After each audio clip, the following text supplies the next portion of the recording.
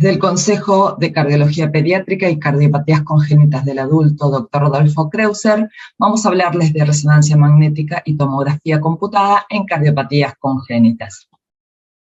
Como objetivos del método, tanto la tomografía como resonancia son estudios de segundo orden y su utilización tiene como objetivo complementar los otros estudios de imágenes como placas de tórax y ecografías para definir las cardiopatías y las conductas a seguir. Para poder planificar bien los estudios necesitamos tener los datos clínicos y estudios complementarios y así mejorar la obtención de los datos para definir las conductas. Como ventajas y desventajas según el método, en la tomografía el tiempo de adquisición es corto, pero usa radiación ionizante y contraste iodado. Tiene poco contraste entre los diferentes órganos y eso hace que tenga poca capacidad para realizar caracterización tisular, excepto para el calcio, que es un buen método. La adquisición puede realizarse por un técnico especializado, para que se obtiene un paquete completo de información y después eso permite que el médico en un postprocesado pueda analizarlas. El problema que tiene es que el postprocesado es largo, pero tiene la ventaja de que es reproducible y es independiente a la ventana torácica. Si hablamos de la resonancia, el tiempo de adquisición es mucho más largo, dependiendo de las cardiopatías se puede alargar más de 40 minutos inclusive. Tiene como método la utilización de campos magnéticos y radiofrecuencia para lograr la resonancia de los órganos, y eso es inocuo para el organismo. Como contraste utiliza el gadolinio, que tiene una nefrotoxicidad menor que el contraste iodado. Tiene muy buen contraste entre los órganos, entonces es el mejor método para realizar caracterización tisular, pero en las cardiopatías congénitas complejas necesita una guía de un médico especializado durante el estudio. Otra de las desventajas es que como la mayoría de las adquisiciones en la resonancia no son volumétricas, sino son secuencias en cine, cuando no se programó la secuencia no se pueden obtener los datos posteriormente. Al igual que la tomografía, el postprocesado es muy largo, pero tiene la ventaja de ser reproducible y es independiente a la ventana torácica. Hablamos de la tomografía, entonces, la utilidad de la técnica nos permite evaluar los vasos sistémicos, como encontrar patologías aórticas, anillos vasculares, ventana aortopulmonar, evaluar los vasos pulmonares, ya sea la organización arterial, si presenta colaterales aortopulmonares, o las venas pulmonares. Nos permite evaluar las arterias coronarias, ya sea las alteraciones congénitas como el Alcapa, como las adquiridas como Kawasaki-Takayasu. Y actualmente también nos permiten evaluar la función ventricular y los volúmenes como un método bastante fidedigno. Respecto a las desventajas y contraindicaciones de la tomografía, las desventajas, como habíamos dicho, utiliza radiación ionizante y contraste iodado, y requiere frecuencias cardíacas regulares, bajas y apneas para poder conseguir una buena imagen. Como contraindicaciones, las absolutas son alergia a contraste iodado o insuficiencia renal, y las relativas en el embarazo, sobre todo en las primeras etapas de embarazo, en la organogénesis, en la lactancia y el hipertiroidismo. Entonces, podemos obtener en la tomografía imágenes de estructuras inclusive metálicas, como en este caso que tenemos un stent en la aorta, en el callado aórtico y aorta descendente. Podemos evaluar anillos vasculares, podemos evaluar colaterales aortopulmonares, y también es el mejor método para evaluar anomalías coronarias, por ejemplo en este caso que tenemos una coronaria derecha naciendo del ósteo izquierdo y pasando interarterial.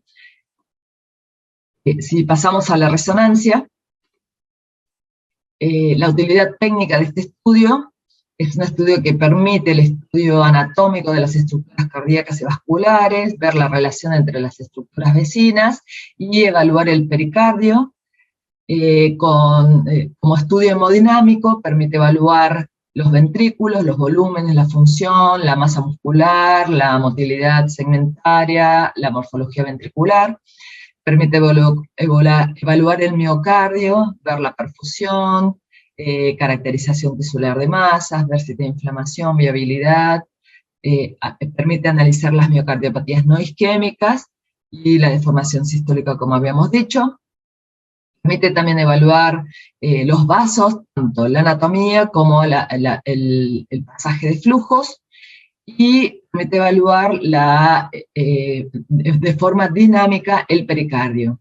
Con respecto a la caracterización tisular, nos permite diferenciar si se trata de una estructura grasa, edema, hiperemia, fibrosis o trombo.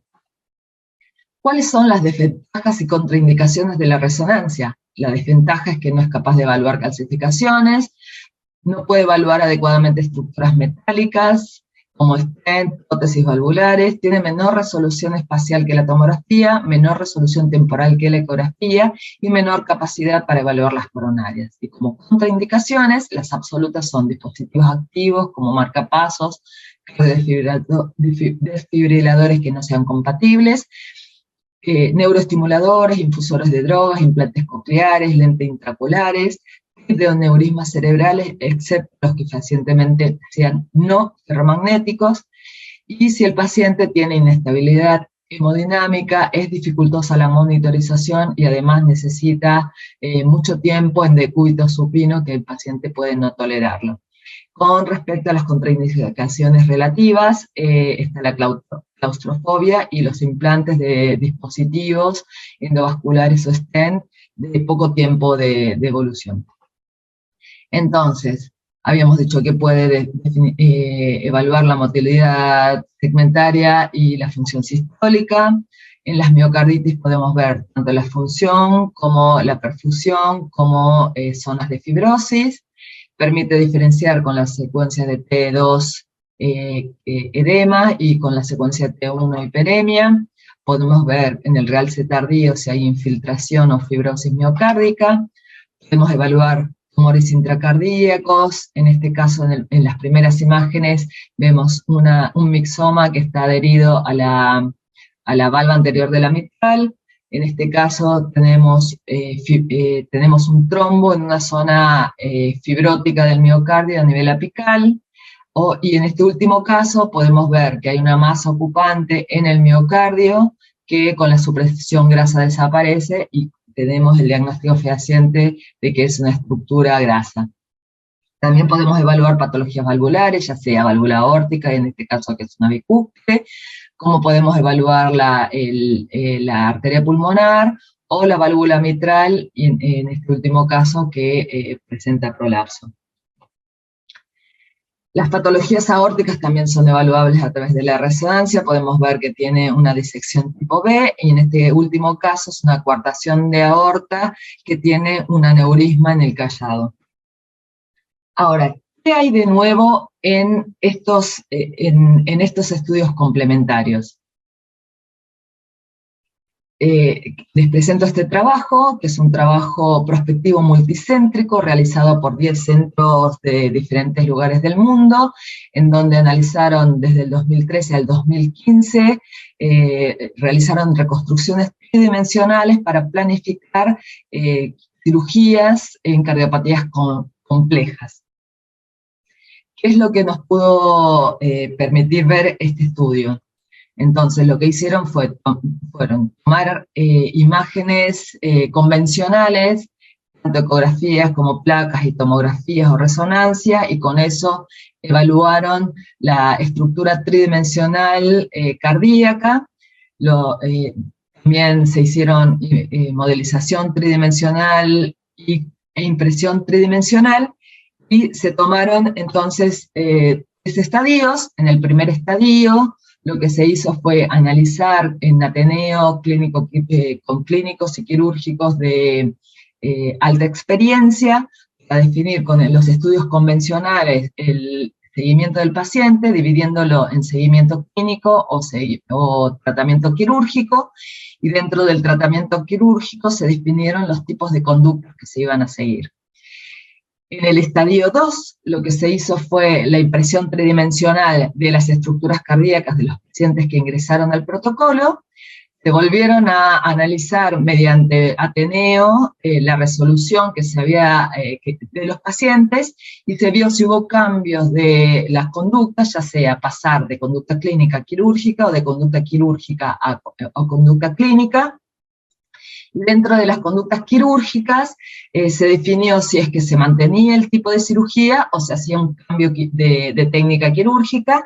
En el estadio 3 el paciente era operado y analizaban si el cambio, digamos, si la cirugía se mantenía la conducta o si había un cambio de conducta quirúrgica hacia algún otro tipo de cirugía.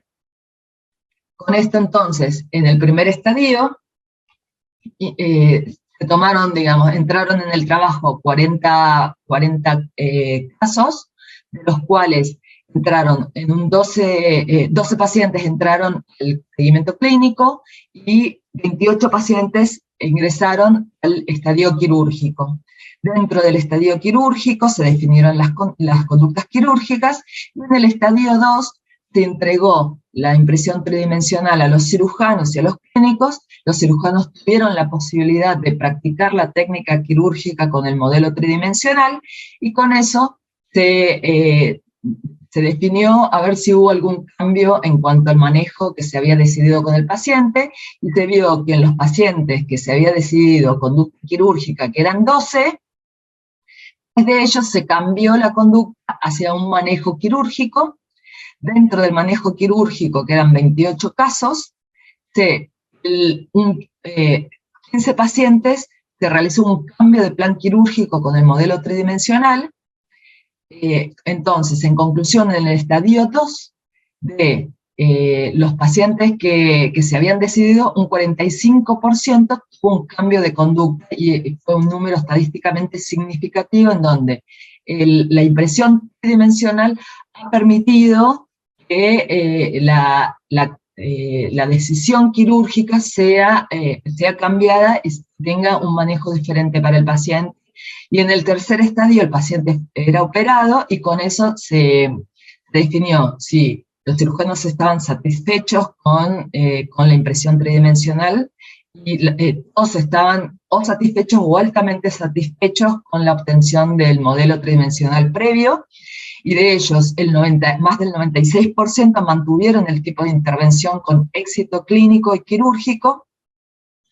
Y un paciente se cambió el plan quirúrgico, pero la explicación que dan en este trabajo es que la modelización tridimensional definió que la mejor cirugía iba a ser una cirugía de Nikaido, pero en el momento quirúrgico vieron que como el paciente ya había tenido una cirugía previa, las coronarias estaban muy adheridas, no se diferenciaban adecuadamente y no había posibilidad de hacer traslocación coronaria, por lo que se decidió hacer un Zenning con un tubo de BDAP. Por lo que en este trabajo podemos ver que tiene la impresión tridimensional de las cardiopatías congénitas complejas tiene una alta utilidad para permitir una intervención quirúrgica más adecuada para el paciente. Ahora, ¿vendrá algo nuevo? Sabemos que las imágenes y las técnicas por ingeniería están en punta, y lo que podemos decir es que en un futuro no muy próximo vamos a poder tener impresiones tridimensionales de tejidos adaptados a la persona, con tejidos que son de células madres de la propia persona, que son histocompatibles, para poder imprimir, ya sea alteraciones congénitas para corregir los defectos, o reemplazar tejidos de miocardio no viable mediante impresión tridimensional. Muchas gracias.